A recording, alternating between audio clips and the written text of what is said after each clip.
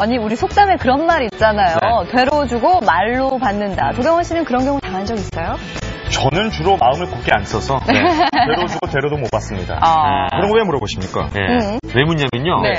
되로 주고 말로 받는다라는 속담과 관련된 소식이 첫 번째 코너입니다. 그렇죠. 네. 금융의 기찬 정보를 알려주는 악소리 나는 이유가 바로 이 속담과 아주 관련이 있다고 하는데 맞습니다. 뭡니까? 불법 사금융업자들이요. 돈을 빌려주고 거액의 이자를 챙기는 경우를 말하는데요. 네. 굉장히 심각하다고 해요. 실태가 어떤지 대처할 수 있는 방법은 없는지 저희가 함께 확인해보죠.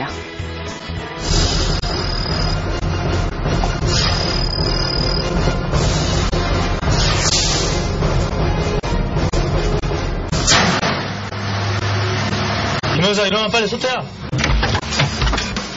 손에 땀을 쥐게 하는 형사들의 추격전.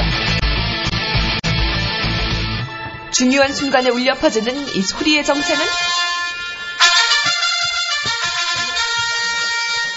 고객님, 오늘까지 83만 원 입금시키세요. 안 그럼 진짜 경찰 부르는 수가 있어요. 30분마다 전화를 해갖고선 직거래 사람 스트레스받게 하는데 당신 때문에 내가 개망신당하고 여기 잘리게 생겼어 지금. 내 인생 어떻게 책임질 거냐고. 기재 허덕이는 사람들, 그 피해는 상상을 초월하는데요. 이들을 숨막히게 만든 고금리의 실태. 빌려드립니다의 덫, 불법 사금융 피해에 대해 알아봅니다. 고금리 사채, 여전히 사람 잡는 흉기가 되고 있습니다. 불법 사금융 피해가 급증하고 있습니다. 서민 경제가 어려워지면서 과도한 이자와 더불어 불법 채권 추심은 해마다 늘어나고 빚을 진 사람들은 말 못할 고통에 시달리고 있습니다. 세무자를 위협하는 전화와 메시지. 입도 못하게 만들어 버릴 테니까 알아서 하시죠. 진짜 열받게 하지 말고요. 약 먹고 죽어라. 약 먹고 죽으면 난 너한테 돈을 안 받는다. 심지어 시도 때도 없이 메시지를 보내 피해자들을 공포에 떨게 했습니다. 협박을 넘어선 가혹행위들. 특히 채무자의 약점을 악용해 폭력을 휘두르고 횡포를 부리는 등 강력범죄로 이어지는 경우도 있습니다. 기다려보세요.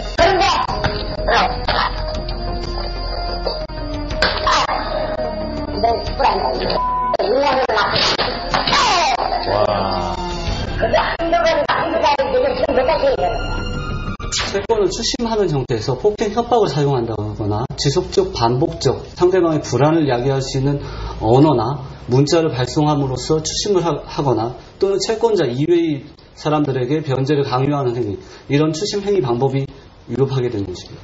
단장 가서 고발하고 싶어요. 가족이 온전하겠습니까? 특히 제1금융권을 이용하기 힘든 사회적 약자를 대상으로 한다는 게 더욱 심각한 문제인데요. 피해자를 만나봤습니다. 형편이 어렵고 몸도 아프고 이랬는데 돈이 좀 필요를 했어요. 100만 원 빌려가지고 80일에 120만 원을 갚는데 100만 원을 다 주는 게 아니고 일주일비 10만 원을 미리 띄고 90만 원을 나를 줘요. 많은 금액도 아니고 하루 벌어 하루 갚으면 된다는 판단에 이자율이 얼마나 높은지는 생각도 못 해봤습니다. 실질적으로 90만 원을 대출받고 120만 원을 상환했기 때문에 단순하게 보면 큰 이자라고 보지 않을 수 있지만 이게 단기간이고 하기 때문에 1년으로 환산하면 상당히 큰 이자가 됩니다. 그렇죠. 실제 사용했던 일수 조건을 바탕으로 연 이자율을 계산해본 결과 무려 246%. 이자율이요? 30% 이자를 초과하고 있기 때문에 법에 따라서 3년 이하 또는 3천만 원 이하의 벌금에 처해질 수 있습니다. 피해자를 궁지로 내몰았던 것은 이뿐만이 아니었습니다. 내가 몸이 아파 10일 쉬었다 나왔는데 날짜도 되지도 않았는데 자기는 딱지 붙이겠다. 딸내미 결혼식에 찾아가겠다. 그게 협박 아니에요? 한 주라도 못 찍게 되면 저와 같은 사람이 되는 거예요. 불법 채권 추심을 당했다는 또 다른 피해자의 이야기를 들어봤습니다. 저거 있어요. 100을 쓰고 한 40만 원 정도 남았습니다. 30-40만 원 남았는데 집에 없는데 압류가 들어가고서 너무 황당하고. 더욱 억울한 것은 남은 빚 40만 원이 아닌 원금의 이자까지 포함한 금액으로 압류가 들어온 건데요. 가정이 있는 사람한테 그 집에 들어와서 살림살이에 딱지 붙이고 저거 하면 와이프도 그렇고 자식들도 그렇고 그 아버지의 존재를 어떻게 생각하겠습니까? 압류가 들어온 것들은 생활 필수품들. 불법 사금융 피해가 기본 생활까지 어렵게 만든 것이죠. 거리에서 흔히 볼 수 있는 대부업체 명함. 한 곳을 골라 제작진이 접촉을 시도했습니다. 네, 돈을 좀 빌리려고 하는데 명함 보고 전화드렸고요. 제가 100만 원 정도 필요한데. 서류를 준비해 주시겠어요? 원초본 하나, 인감 한 통, 문건 한 통 이렇게 필요하거든요. 직장인의 가장에 일수 100만 원을 빌려보기로 하는데요. 네, 오늘 바로 빌리는 등록하고 반복적으로 하는 거예요. 제가 100만 원을 빌리면 100만 원을 처음에 이제 공직률하고 수수료가 어떻게 정도 있어요? 그러니까 2만 원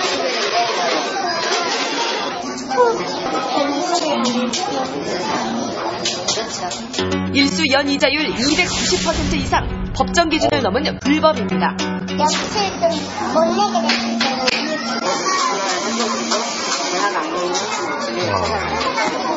혹시 뭐 서류나 팩스로 보내세요?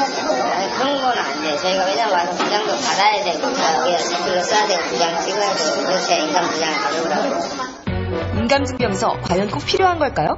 진행이 가는데도 인감증서가 발급된다면 그것이 어떤 용도로 사용되는지 알고 있어야 됩니다. 현행에서 공정증서 작성이나 이런 것으로 쓰이고 있는데 내가 작성하지 않은 서류에 내가 대리권을 수여한 꼴이 되기 때문에 인감증명서나 이런 걸 제출할 때는 무척 조심을 하셔야 됩니다. 특히 백지계약서에 도장과 사인만 한 다음 훗날 서류를 조작, 채무자에게 더 큰 피해를 주는 경우가 있어 각별한 주의가 필요합니다. 무섭네요. 그러나 피해 조치에는 소극적인 피해자들, 무엇보다 용기 있는 신고가 중요한데요.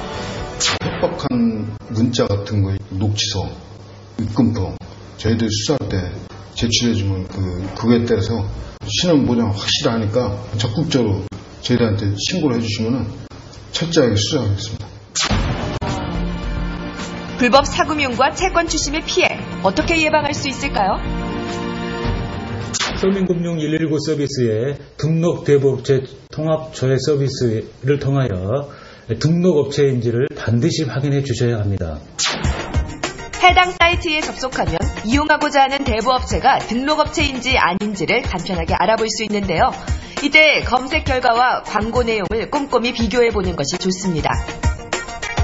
만약 불법 사금융 이용으로 과도한 채권 추심에 시달리고 있다면 금감원의 서민금융 종합지원센터를 통해 상담 및 신고가 가능합니다. 최근에 서민과 대학생들을 중심으로 불법 사금융 이용이 늘어나게 되고 이로 인한 피해가 증대하고 있습니다. 금융감독원에서는 수사기관과 협조해서 불법 사금융에 인한 피해를 예방하는 데 최선의 노력을 기울이겠습니다.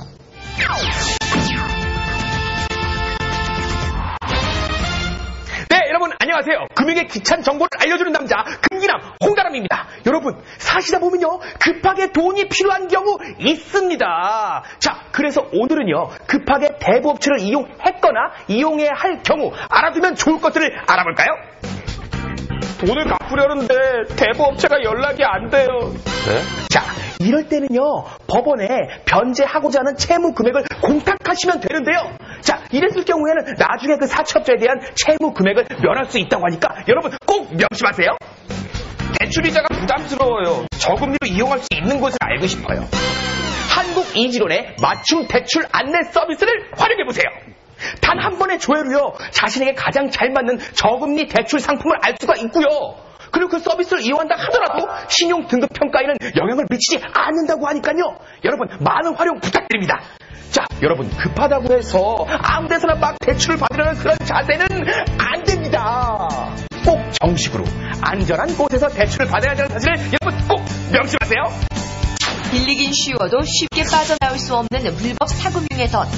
모든 피해자들이 당당하게 다시 일어설 수 있도록 우리의 관심과 대책이 필요한 때입니다.